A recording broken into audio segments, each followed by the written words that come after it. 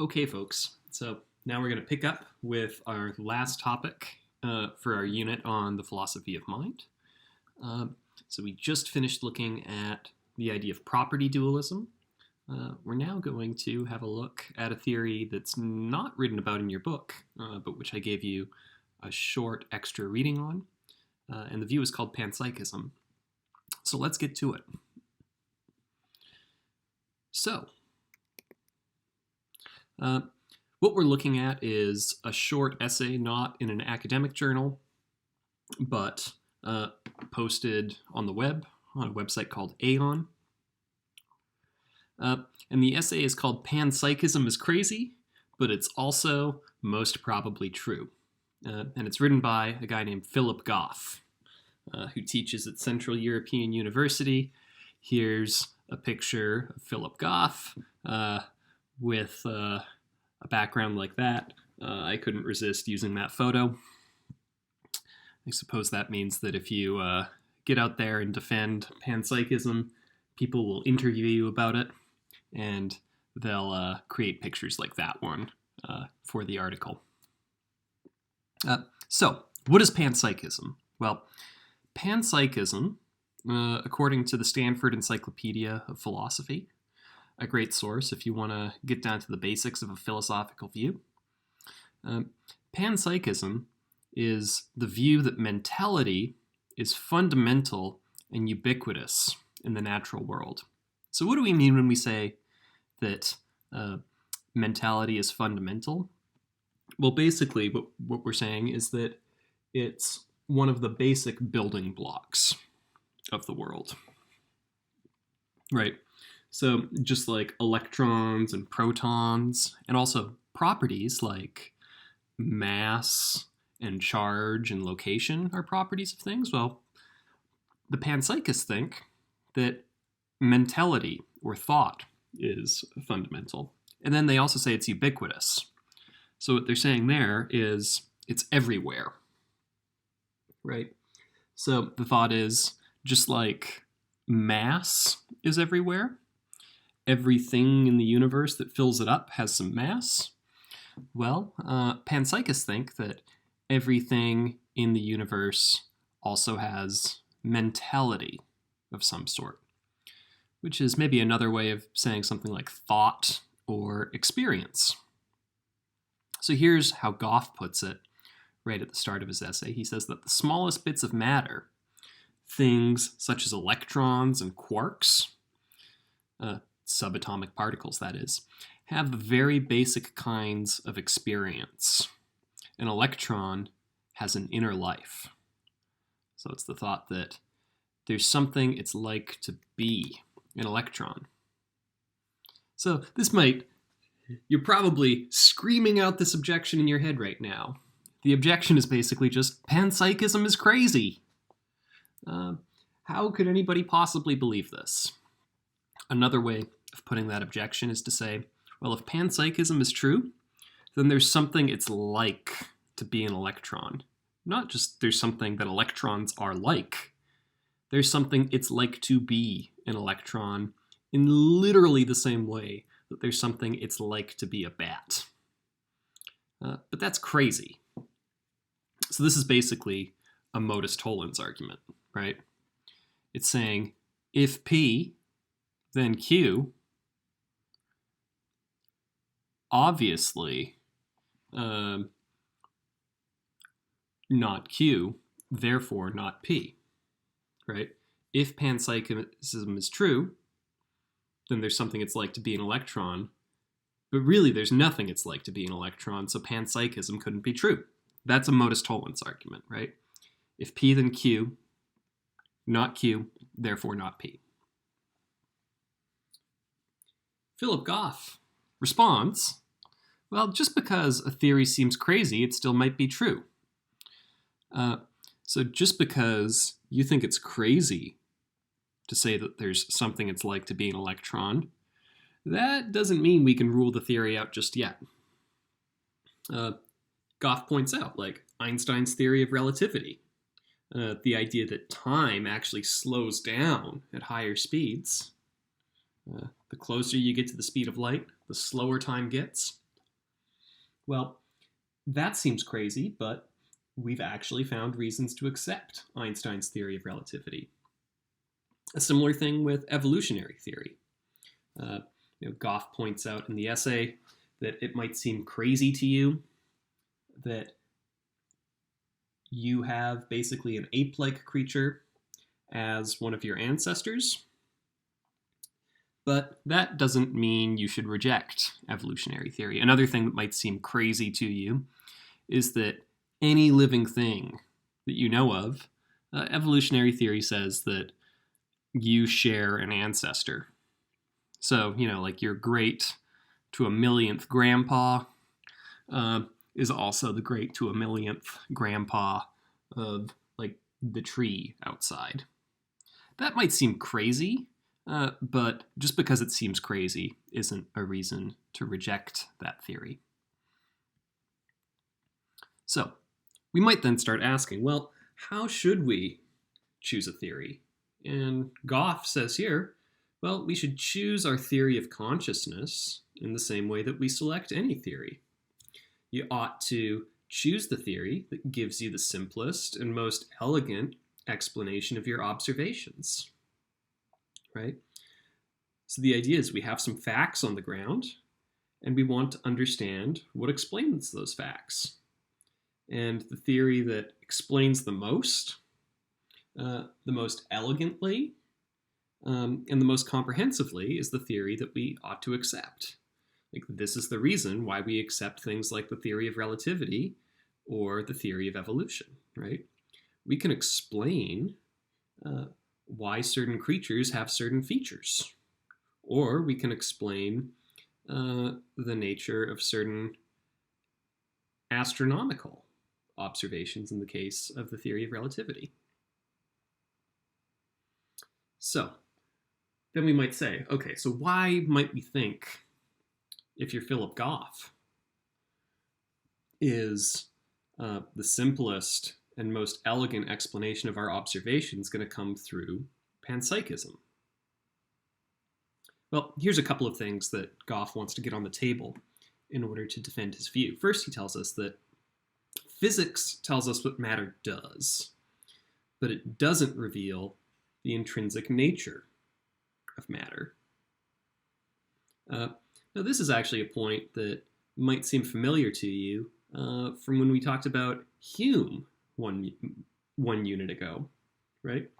It might be that repeated observations of events can give you a pretty good sense of what things do. You can never actually observe laws of nature, right? You can never actually observe causal powers, right? So maybe there's like a limit to what we can expect physics and science to tell us.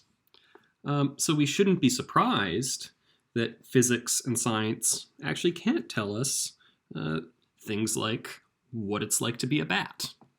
As Nagel pointed out, he pointed out that no amount of physical description can tell us what a bat's subjective experience is actually like.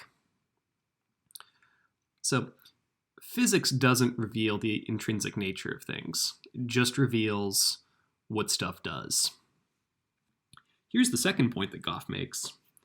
Even though physics doesn't tell us the intrinsic nature of things, he says that we do know about matter is that some of it, our physical brains, is capable of experience and thought. That's one thing that we do know for sure. If anything is more apparent in the world, I don't know what is, Goff is going to say. He's going to say, one thing that you can be completely certain of is that you are having experiences. Now, that point should make you think of Descartes again, right? Every time you think, you know you exist, right? You could also point out, every time you think, you'll be aware that you're having some experiences, right? And the other thing that we know is that our thoughts depend on our physical brains in a very intimate way. We know that our thoughts are having in a certain place and that our brains are the seat of them. Well, that's indication that we have a physical thing giving rise to consciousness, thought, or experience. So we've got this thought, right? Or we've got this observation that we want our theory to explain. It says that thought occurs in our physical brains. So here's what Goff tells us now. So we've got a nice little chunk of philosophy to work through. He says, we now face a theoretical choice. We either suppose that the intrinsic nature of fundamental particles involves experience, or we suppose that they have some entirely unknown intrinsic nature. On the former supposition, so when we say former, that's the first half, right? So we're saying on the supposition that fundamental particles involve or have experience, the nature of macroscopic things, the nature of things that we can see at a regular size and interact with, is continuous with the nature of microscopic things. So the idea is like normal, ordinary size stuff, like people and rocks and trees and dogs, is supposed to be continuous with the nature of microscopic things. Things like electrons. Just going to fix a small typo there. Excuse me. It says the latter supposition, so that's the second half. If we suppose that we don't know that the intrinsic nature of fundamental particles doesn't involve experience, he's going to say that leads to complexity, discontinuity, and mystery. The theoretical imperative is to form as simple and unified a view as is consistent with the data, leads us quite straightforwardly in the direction of panpsychism. So he's going to say either we know that fundamental particles, either we suppose that fundamental particles have experience, or we suppose that experience isn't in fundamental particles and it's something else. Well, here's what he says. If you go for the one view, if you go for the panpsychist view, then we have a simple explanation of how mental properties relate to physical properties. You accumulate consciousness in ways like you accumulate mass, perhaps. It was just always there in the first place, and that's the most elegant explanation of how thought occurs in our physical brains.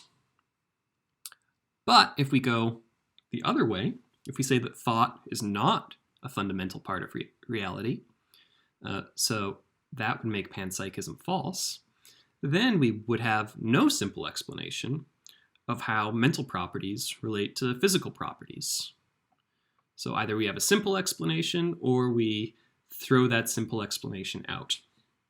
And if we're trying to get the most simple explanation of our observations, then Goff thinks we should go for this first option and accept panpsychism. So here's another way of putting Goff's choice for us. We might think, is it plausible to think that consciousness or thought is an emergent property? So the idea of an emergent property is that it's a property that's only there in the presence of a group. So another great example of an emergent property is the property of being liquid. So the idea is that a single H2O molecule on its own is not liquid or solid or gaseous. But if you put a bunch of H2O molecules together, at room temperature, under regular atmospheric pressure, then they are going to be a liquid together. That is, they're going to take up the shape of the container that they are in.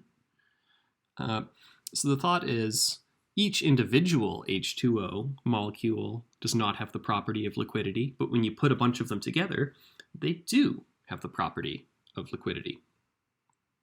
So, should we think that consciousness is an emergent property like liquidity? Well, here's some reasons to say no. So you might think that it's hard to understand, if not, if it's not completely mysterious, how you could arrange two unconscious things and create a conscious thing. So how could I take a rock and a paperclip and put them together and make consciousness? Well, it seems like that's just completely impossible. So then we might think, well, why would we think that a neuron firing can create consciousness if we can't plausibly explain how consciousness can emerge from any number of non-conscious things? So you might think no. And if you say no to this question of whether consciousness could be an emergent property, then you'd be on board with what panpsychists like Goff are saying. But you might answer the question, yes, you might think that, yeah, consciousness or thought is an emergent property. It might seem that non-conscious things somehow do become conscious.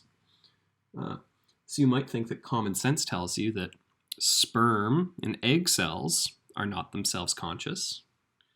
But if you put them together and let them gestate, after birth, you'll find yourself with a conscious baby. So it seems like you can go through a very complicated process of arranging physical matter, which will give rise to consciousness. Now, the panpsychist might have some replies here. They might say that what's really going on is the fundamental material that made up the sperm and that made up the egg, and then also that made up the food that built up the baby while it was gestating, had these fundamental units of consciousness in it there all along. And that's how you get a conscious baby at birth, right? But that sort of view, where you've got consciousness in the property all along, gets you back to this view that no, consciousness is not an emergent property. So remember, the question is just, is consciousness fundamental to reality? And if you accept that, along with the view that it's ubiquitous, then you would think, yeah, you're going in for panpsychism. So here's just a closing thought. And this comes back to the thought about how physics tells us what things do, but it doesn't tell us about their intrinsic nature. So Goff says, physics tells us nothing about the intrinsic nature of the entities it talks about, and indeed that the only thing we know for certain about the intrinsic nature of matter is that at least some material things have experiences. All we get from physics is this big black and white abstract structure, which we must somehow color in with intrinsic nature. So that kind of gets us back to the Hume point, right? You can experience one event following another repeatedly, over and over again. But that's just going to give you a big black and white abstract structure when we realize that there's a power or a causal relationship between two of them. What we're doing there is we're somehow coloring in the intrinsic nature. Goff then says, we know how to color in one bit of it, and he's talking about material reality, right? The brains of organisms are colored in with experience. You have direct experience of what your own brain can do. And then he says how to color in the rest with the most elegant, simple, sensible option is to color in the rest of the world with the same pen. So if you have direct experience of consciousness emerging from the one part of reality that you're able to observe the intrinsic nature of, why not think that that same type of experience or that same intrinsic nature is there throughout, rather than giving everything else just this sort of drab, black and white characterization, as he puts it. So that's just yet another view that you might adopt when you're thinking about the mind-body problem. So here's just a closing thought. It seems like every view that we've looked at so far, or that we have and will look at in this unit, has its problems. Right? So substance dualism and property dualism both had a hard time explaining how mind and body interact. And identity theory and functionalism had a hard time explaining certain problem cases.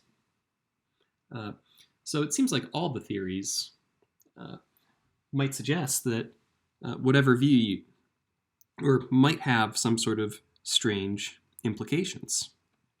Now, some philosophers have said that no matter which view you take, whether you're a substance dualist or a property dualist or an identity theorist, you'll end up believing something crazy.